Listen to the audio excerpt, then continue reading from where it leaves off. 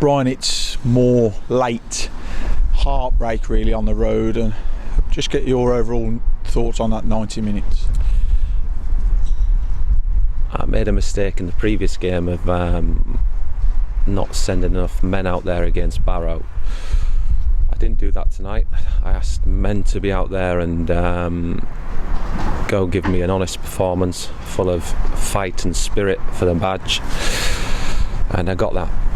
We lacked quality at times out there. It was really windy, but what we did do was stand up and be counted, and to be sucker punched again on the line is a very, very bitter pill to swallow.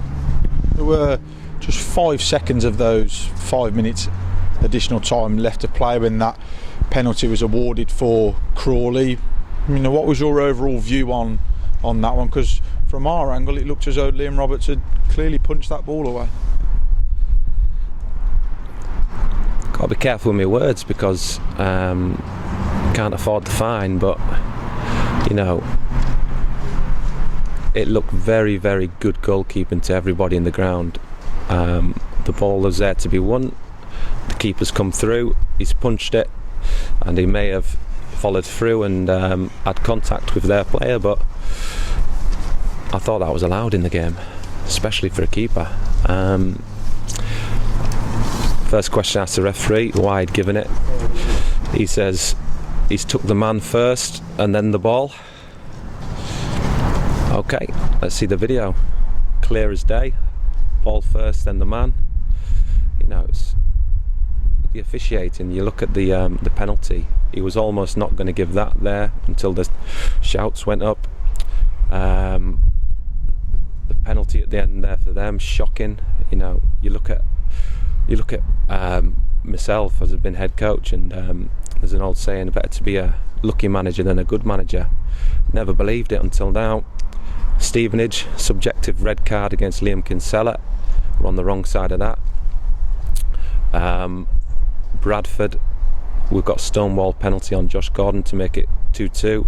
Didn't get that. Cambridge, Stonewall penalty on Max Melbourne, 2 yards in the box. Didn't get that. Lose 1-0 to Newport from an offside goal. And then we've been done tonight. The officiating is just absolutely subpar. And when people's livelihoods are on the line, the amount of stick I'm getting in and around it from people, you just need that a bit of luck to turn the corner, and it's not with me and it's not with the lads, but there's not 1 ounce of quit in me, so I won't be going anywhere until someone tells me different. I'll be stood up and get my tin hat on. I'll take the criticism, no problem, but we need a bit of luck, we need a bit of rub of the green to help us. We're not getting it at the minute, but we'll keep going. It looked as though it was almost the complete away performance. It was fantastic, shining light to see Emmanuel Osadibe score his first goal in 17 months, and that 5 seconds away from picking up what is a vital 3 points and would have been your first win as head coach. Yeah, I've had to go in there with the lads, and after conceding another sucker punch there, I've got nothing but admiration for them, for what they did out there. The purists wouldn't have enjoyed it. It was an old-fashioned League 2 game on a cold, windy night down in Crawley, where you needed men and you needed to be stand up and counted, and they gave that, and they gave me so much. They're giving absolutely everything for the cause. The running stats are through the roof. They're putting their bodies on the line. We're having to roll James Clark out there, probably too soon from injury. We're having to roll Cinco out. They're absolutely giving me everything, and I love them to bits for it, and they deserve so much more, and we're being let down. We're being let down by officiating, and that is shocking. You mentioned about those two names there, James Clark and Stuart Sinclair. They were among some of the changes that you made tonight.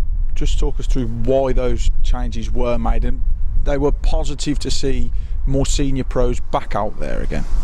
Yeah, look, I got it wrong against Barrow 100%. Wasn't the lads' fault, it was my fault.